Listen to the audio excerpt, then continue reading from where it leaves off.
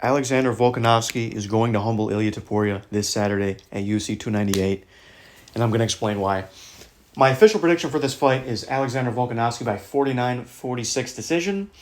I think that Ilia Topuria is going to win round one. It's going to be rather close, but I think there's going to be a moment where Topuria, catches him with an overhand right, or he clips him on the chin, and then he gets wobbled, and then Daniel Cormier starts screaming, and everyone's just going crazy. But then I think he's just going to slowly, he's going to slowly start getting picked apart. And I think Volkanovski's going to start out slow, similar to how he started slow in the, in the Makhachev 2 fight. I think he's just going to start out slow. He's not going to really know how to really approach it. And he's kind of going to figure him out after the first round. And then he's going to slowly start picking him apart. And then these rounds are going to be kind of similar. In my opinion, this fight is going to go kind of similar to how Max Holloway and Volkanovski 3 went. I think a really big problem with Topuria is that he has this boxing stance, but the problem is that he doesn't throw any kicks. Like he rarely throws calf kicks. I don't think he's ever thrown a body. I've never seen him throw a body kick. Obviously, never seen him throw a head kick. And he's so heavy on that front left leg, on the lead leg, which anyone with a pure boxing stance is going to be. And Volkanovski is just going to tear his legs apart. It's going to be really bad. Just watch Volkanovski and Jose Aldo. Just watch him and Max. He's so leg kick heavy.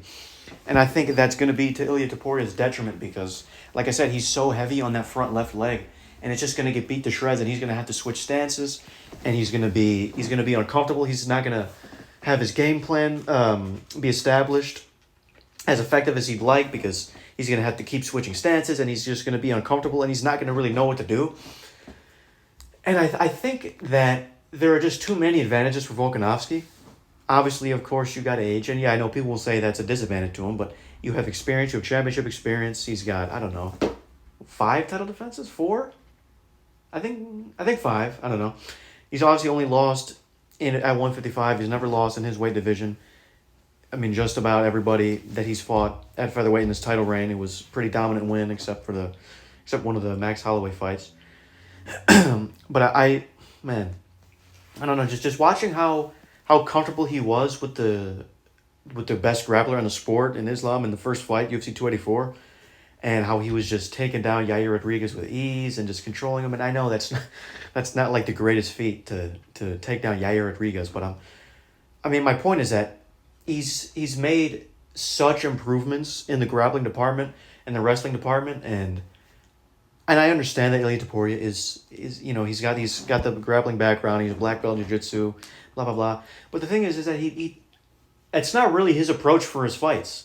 And I understand he submitted Bryce Mitchell, who's a very good grappler, but that's never really his approach in his fights. He kind of fell in love with his hands, and that's kind of his game plan for most fights. And that's obviously what he's saying he's going to do to Volkanovski. He's going to knock him out in the first round. It's not going to be close. It's going to be the easiest fight of his career, blah, blah, blah. That's just annoying.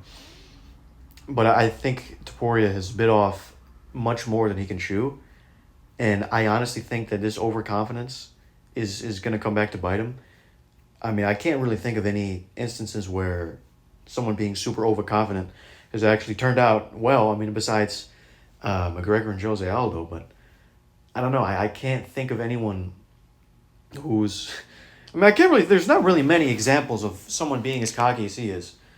And one thing I want to talk about is I don't like how he's saying when he wins, he's not going to fight any of these contenders. He's not going to fight Max Holloway because why would I fight the guy that the dude I just beat 3 times? Why would I fight Yair Rodriguez when I don't even understand what his next plan is. If he's talking about boxing, I don't know. It's kind of bothersome. I'm not really a fan of the approach that he's been taking. He's got the whole movie shooting. I think that's part's a little cool, Road to the Belt, but I don't know. I just don't really like the overconfidence. I haven't really seen any bits of him being humble, and I don't know. It almost reminds me of another situation that has been going on with a lot of fighters, is that when they win the belt once, they're talking about moving up and being double champ. Or they get one title defense and they talk about moving up and being double champ. Or, like Dricus du Plessis, they don't even win the belt yet and they're talking about moving up. So, I don't know. I mean, now we're kind of going to a separate issue, but I don't know. Like I said, I'm picking Volkanovski by 49-46 decision. Now I see a lot of people picking Topuria. They see he's going to knock him out, and I'll establish some of these counter arguments, right? So first, they're going to say that his chin has been diminished, right? His chin has been diminished after the knockout, and he's going to have to cut all this weight. And if he's getting KO'd out cold at 155, could you imagine his chin at 145? And could you imagine the effects that his chin's going to take after not only a knockout loss, but a big weight cut as well? And I don't know, like, I feel like people are kind of making Volkanovski's chin to be worse than it really is. And I understand he's been dropped a couple times. Like, he's been dropped by Max Holloway, which is a little concerning. He's been dropped by Makhachev in his first fight. But I don't know, I just don't see... Like, I think if he gets cracked a couple times, I think he's just going to go to a primarily wrestling-focused game plan. Because that actually is how he used to fight, before he was champion, when he was fighting Chad Mendez and he was fighting that Japanese guy that I don't remember his name. That was kind of his... that was his course to victory, was kind of just go to a wrestling heavy game plan, because he has a wrestling background. He was wrestling when he was younger. So, and I honestly think that he can shut down Ilia Topuria in that sense. I think he can shut him down in that, I don't know what the word is, in that department of the fight. I don't really know if he has a better... I'm not going to say he's a better grappler than him, but I may go as far as to say he's a better MMA grappler than him. And I know we've never seen Volkanovski really submit anybody. But I think just seeing him being as comfortable as he was with the best grappler on the planet kind of speaks volumes. Of course, he's been training with Craig Jones for that fight. And he's also... I would say he's a better defensive grappler too. So I don't know. I think I've said my piece. I'm going Volkanovski by 49-46 decision. Maybe 48-47. I don't see him getting knocked out. I don't see him getting chinned in the first round. I'm not going to lie. That kind of is what I was thinking when I first heard this fight get announced, and also announced that it was going to be for 298, because in my mind he has fought 294, which is late October. So then he's going to make an early February turnaround. Like, I'm just thinking that's not enough time. But I don't know. Like, I definitely was thinking that when that fight was announced, but I kind of came to my senses a little bit and kind of, just really started giving it thought and really started looking at both sides and really, just started analyzing the fight for myself. But next fight, you got Robert Whittaker versus Paulo Costa. I'm definitely going to pick Robert Whittaker. I'm leaning more towards a 30-27 decision. I don't necessarily see him getting a finish here. I wouldn't really be surprised if he KOs him, but I don't know. I might be a little surprised if he KOs him. I think it's definitely going to a 30-27 decision. I think Paulo Costa is a very bland striker. I've never really been impressed with his striking before, and I know that's basically how he made a name for himself. But he's really just KOing nobodies. Like, he's KOing Johnny Hendricks. He's KOing Uriah Hall. And I know we've heard the stat of he's never knocked out anybody that is a current UFC fighter. But I don't know. Like, I think if you're going to a decision with Marvin Vettori, and I'm not saying it's not a good look that he didn't finish him, because no one finishes Marvin Vettori. But I think if you're getting outstruck by Marvin Vettori and you're going to a decision with him, I think that's pretty concerning.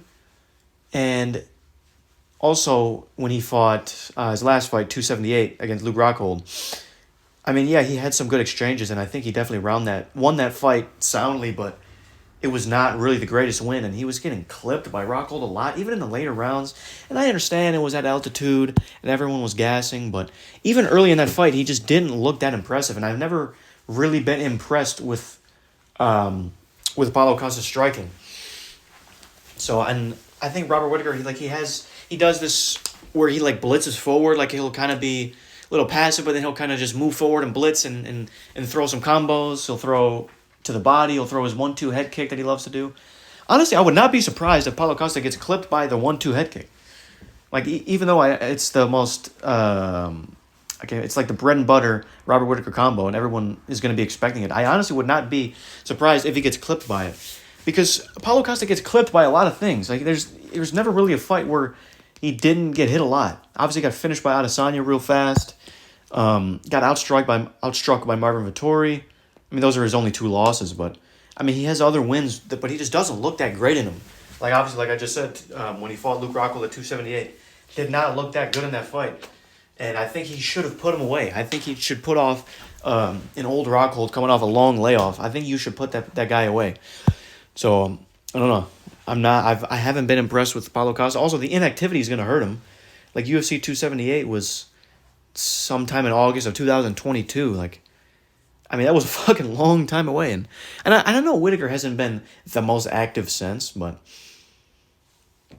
I don't know. I think the experience, and I think just what I've seen from Whittaker is just leaning me towards picking him. Next fight, we got Ian Garry versus Geoff Neal. This fight's finally happening after it was called. I don't even remember who pulled out. Was it Ian? Yeah, it was Ian Garry because he had pneumonia or something like that.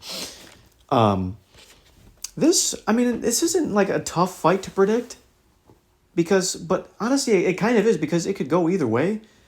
Like, I don't think Ian Garry's ever really fought a great striker with, amazing takedown defense, and I know Ian Garry's probably not going to try to take him down, but we've never really, he's been training with Charles, so maybe he will, I don't know, but I don't know, we've never really seen, like I said, we've never seen Ian Garry fight a striker that actually has some power in his hands, like a very good boxer. Like, Geoff Neal's one of the best boxers in that division, and we even saw him clipping Shavkat a lot, and I know that can probably be pointed to the fact that, Rakhmonov doesn't really have any striking defense, and he kind of just moves forward and doesn't really care if he gets hit or not, but, he wobbled Shavkat a couple times, and Geoff Neal really has some good power in his hands, but I don't know, man, like, as much as, like, we all hate Ian Garry, like, he's very fucking good on the feet. Like, he's extremely impressive. I've been impressed every single fight that I've seen by him.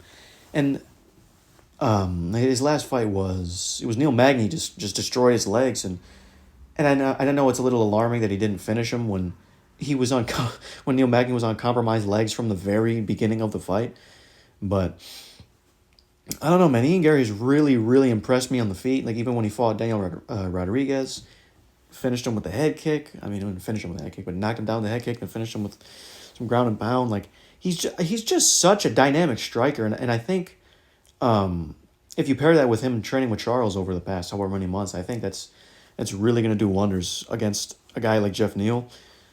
And I can't see too many advantages for Geoff Neal in this fight. He's coming off. I'm not sure who his fight. I can't think of who his fight was before Rakhmonov, but I don't know. I've just really been impressed with Ian Garry on the feet, and I think Geoff Neal. I think he's going to be in for rude awakening, and I know Geoff Neal's a tough out, but I really would not be surprised if Ian Garry finishes him on the feet like late in the fight, round 2, round 3. I really wouldn't be surprised. I think this is a very good fight for Ian Garry, though, like I said, because this is like a dude who, I think Ian Garry is a level above him, but I think they're fairly close if you were to compare them. Like, I think he was miles ahead of Daniel Rodriguez. I think he was miles ahead of Song Kanan, despite him dropping him in, I think, the second round. I think he was also miles ahead of Neal Magny as well. Even though I know Neal Magny's a crafty veteran and he's fought, everybody, and he's got the most wins in welterweight history, I just think he's just I think this is going to be pretty disrespectful, but I think he's a relatively mediocre fighter. And I think Ian Garry is just a step ahead of him. So I think this is going to be a very interesting fight to see. Two fighters who are on a relatively similar wavelength when it comes to skill. I know Geoff Neal's been doing it for longer, and I know he's fought better competition. So I think this is a great fight in terms of trying to... Because Dana White doesn't want to just feed Ian Garry like a number 6 guy, because he's probably just going to get finished. So I like that he's kind of giving him slight bump ups in competition. Like, you start out Song Kanan, then you go to Daniel Rodriguez, then you go a little bit higher with Neal Magny, who's a veteran, but he's not that great, and he wins one and he loses one, and that's kind of been the story with his career. Then you give him a slight move up in Geoff Neal. I haven't really thought of who he would really give Ian Garry if he puts Geoff Neal away. I think that kind of really all depends on how he wins the fight. Like, I think if he wins a really close 29-28 decision, then I don't know, man. Then I'm not sure. But if he finishes him in the first round, maybe you give him the loser of Jack Della Maddalena and Gilbert Burns, or you give him one of those, top 6, top 7 guys, because I want to say Ian Gary's ranked number 11 right now. And I'm not really sure. I didn't look at the rankings before doing this one. My official prediction is Ian Garry 30-27 decision. It's gonna be a clear victory, like a very clear win. I don't think it's gonna be the most dominant though, and I think there's gonna be a little bit to have been desired from this fight, which, I mean, I don't know. I'm going 30-27 Ian Garry. Next fight, we got Merab Dvalishvili versus Henry Cejudo. I think I would go as far as to say I would be shocked if Cejudo pulls this off. I just don't see a path for victory for him besides just finishing him. But I mean we've seen Merab get finished one time, so like I don't know, man. That's a really really tall task that we're giving to him. Like there's not a chance that he's just gonna get the better of him on the feet throughout the fight, and then he just wins a decision. Like I don't see it going that way. Well, I mean, for the first part, is he didn't look the greatest against Aljamain. He was getting taken down by him. He was getting outstruck by Aljamain Sterling. That's kind of concerning, man. That's a little concerning. And one thing that I don't see anybody talking about, and I'm not really sure why, is anytime anyone is referencing the Petr Yan fight, obviously you're going to talk about his 49 takedown attempts, which is just unheard of. Which is another reason why I'm picking Merab to win this fight. But no one is talking about the fact that Merab just looked really fucking good on the feet against Petr Yan. Like, he looked very, very good. He was hitting him with combos. He was hitting him with a lot of shots. And I understand you can chalk that down to the threat of the takedown. But, I mean, that can also be the tail of the tape for this fight, too. He could get the better of him on the feet because of the endless cardio and the big threat of the takedown. Like, I just don't see a way that Henry Cejudo can win unless he just gets, I'm not going to say lucky punch, but unless he just clips him and he wobbles him and then he finishes him on the ground or up against the fence. Like, there's no way you can win this fight if this is just a mainly kickboxing match. There's no way you can win this fight if Cejudo turns this into a wrestling match. Like, he has the disadvantage everywhere. Even the intangible, even age. Like, he's 4 years old. He's 37 years old. He's got one fight in 4 years, but man, like I just don't see how this can go for Henry Cejudo. He's going to get outstruck because of the threat of the takedown. He's going to get tired out because of the threat of the takedown, because he's going to get taken down 54 fucking times. Like, I don't know. And like I said, people were not giving Merab credit for looking tremendous on the feet against Petr Yan. So if you pair that with the endless cardio, endless gas tank, and he's just going to keep on shooting and keep on shooting. Like, how can Cejudo win? What's he going to do to win? Like, I genuinely believe the only way he can win this fight is if Merab gets fucking injured in the first minute of the fight and he's completely compromised, or he finishes him on the feet, which he definitely is capable of. But at the same time, Merab is a tough out. Like, we really have not seen him get finished like that. We've seen him get finished once. So, like, I don't know, man. Like, this is a very tough fight. I just don't see the advantages for Henry Cejudo leading into this. So I'm going Merab by, I'm gonna say 30-27 decision. There's maybe a chance Henry Cejudo steals a round, but that's it. I don't know. I'm going 30-27 decision. Next fight, we got Anthony Hernandez versus Roman Kopylov. This is I mean, I'm not going to say this is a hard fight to predict, but I think these fighters are very close in skill level. But I think one fighter, that being Anthony Hernandez, just has the massive advantage in the grappling department. And I think if he gets him down, he's probably going to submit him.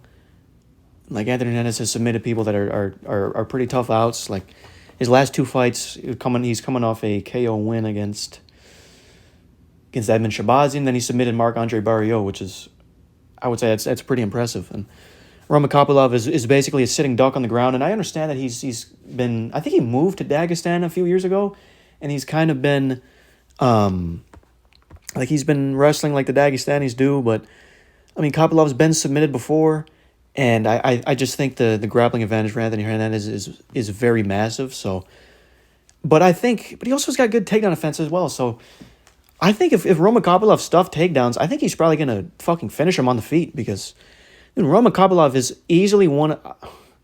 He may be a top 3 striker in the middleweight division. He's coming off of his last fight was a body kick TKO against who the fuck was it? It was against Josh Fremd, which was the Shevchenko and Grasso 2 card. Then the fight before that, he knocked out Claudio Rebello with a head kick on 291. And he was just picking him apart on the feet as well. So I honestly think this is just, if this fight gets to the ground, like I think that's the biggest thing. I think Roman Kopylov has to go about this fight the same way O'Malley did when he fought Aljamain Sterling. Like, bro, just life or death, do not go to the ground. Because if you go to the ground, it's probably not going to look too good for you. So I think if you just stuff takedowns like he has a very good history of doing such, I think you can easily pick him apart on the feet. I mean, Anthony Hernandez has also been knocked out before as well. I think it was Kevin Holland knocked him out. I think that was a few years ago, though. So, I mean, obviously people improve over time. And both of them are pretty young. I think both of them are 30 years old. But, I mean, like I said, I can't fucking say his name. Anthony Hernandez has been knocked out before. And Roman Kopylov has just crazy power. He's so technical on the feet. He's got crazy leg kicks. He throws head kicks. He throws body kicks. Like, he'll beat up your legs too. So I think Kopylov needs to go to this fight. He needs to start beating his legs real early. And I think as a result, Hernandez is going to try to take him down, but he's going to be a little bit compromised while doing so. And Kopylov is going to stuff his takedowns. And I'm picking Roman Kopylov by TKO. By round two TKO. It's kind of a interesting pick. I don't even know what the odds are for this fight. I didn't look them up. I kind of want to see what they are. If I had to guess, they're probably leaning more towards Kopylov. But honestly, I could be wrong because I don't really know. I didn't look up the odds, but I'm going round 2 TKO for Roman Kopylov.